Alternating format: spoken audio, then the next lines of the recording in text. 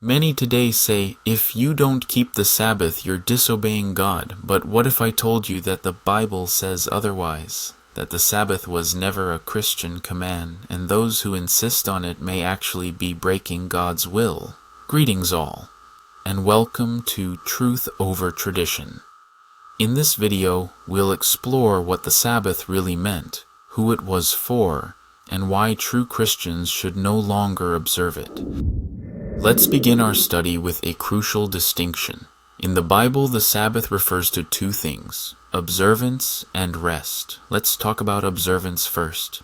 In Galatians 3 verse 17, it states that the law introduced 430 years later does not set aside the covenant previously established by God. This shows us that the law, including the Sabbath command, came much later, 430 years after Abraham during the time of Moses. In addition, Deuteronomy 5 verse 3 clearly tells us that the Lord did not make this covenant with our fathers but with us. So who was the Sabbath for? Let's continue our reading to Deuteronomy 5 verse 12 to 14. It teaches to observe the Sabbath day by keeping it holy, as the Lord your God has commanded you. It was a covenant exclusively given to Israel, not to the patriarchs, and certainly not to the Gentiles or future Christians.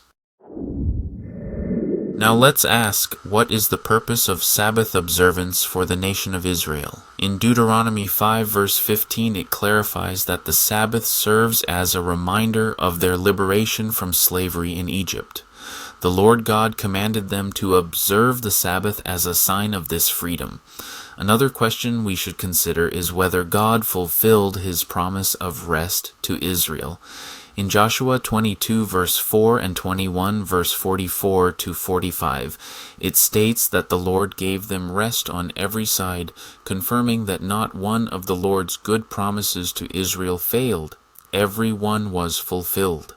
Thus, God indeed provided them rest. Their Sabbath came to fruition when they entered the promised land.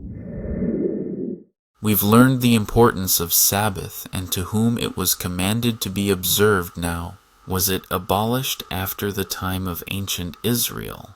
We'll read in Hosea 2 verse 11 of the Good News Bible. It says, I will put an end to all her celebrations, her yearly festivals, her new moons, her Sabbath days, all her religious feasts. In addition, the Sabbath adheres with such strict consequences, as stated in Exodus 35 verse 2 it says, anyone who does any work on the Sabbath must be put to death. This law was strict and clearly for the nation of Israel alone. Imagine applying this law today. We continue with our study. Let's ask, did Jesus and his disciples enforce Sabbath observance? A situation in Matthew 12 verse 1 to 12 describes Jesus and his disciples plucking grain and healing on the Sabbath. When criticized, Jesus said it is lawful to do good on the Sabbath. But take note, God's original Sabbath law was do no work. See the contrast? Jesus taught mercy over ritual. He was showing the transition from the old covenant to the new.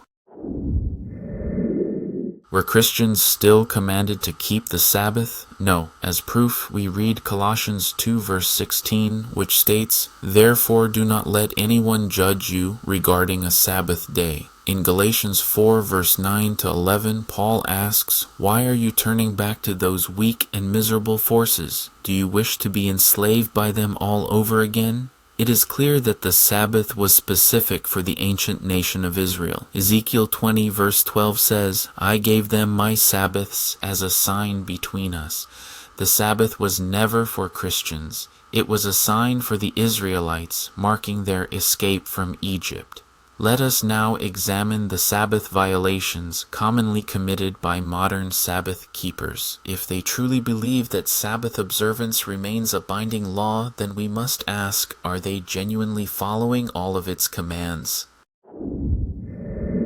Let's consider a few biblical instructions about Sabbath keeping and see whether they're truly being observed. Do not light a fire in any of your homes on the Sabbath day, as stated in Exodus 35 verse 3. The The Bible strictly forbids lighting a fire on the Sabbath, yet many Sabbath keepers still cook food at home, clearly violating this command. See, the Lord has given you the Sabbath. That is why on the 6th day he gives you bread for 2 days.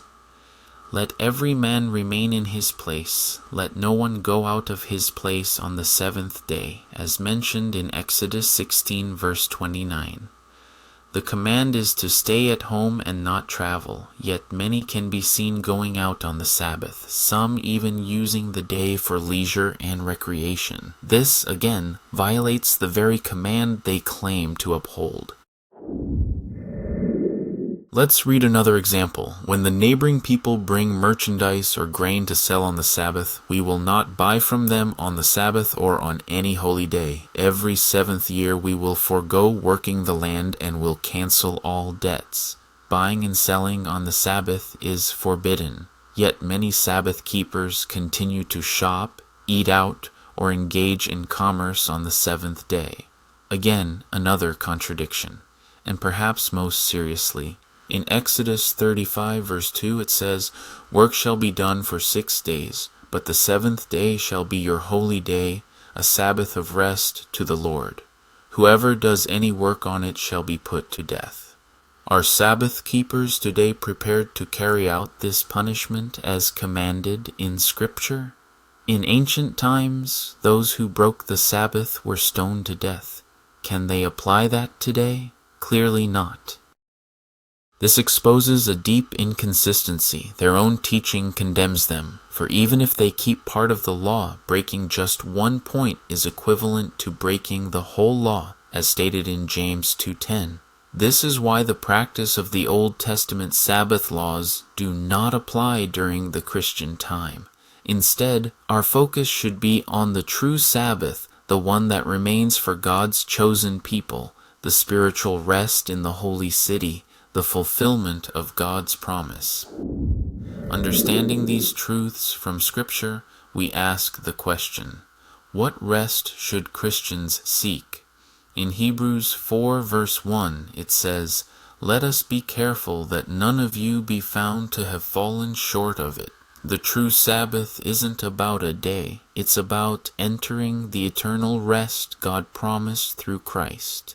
The true Church of Christ does not return to the Mosaic covenant. Instead, we focus on the true rest reserved for God's chosen ones.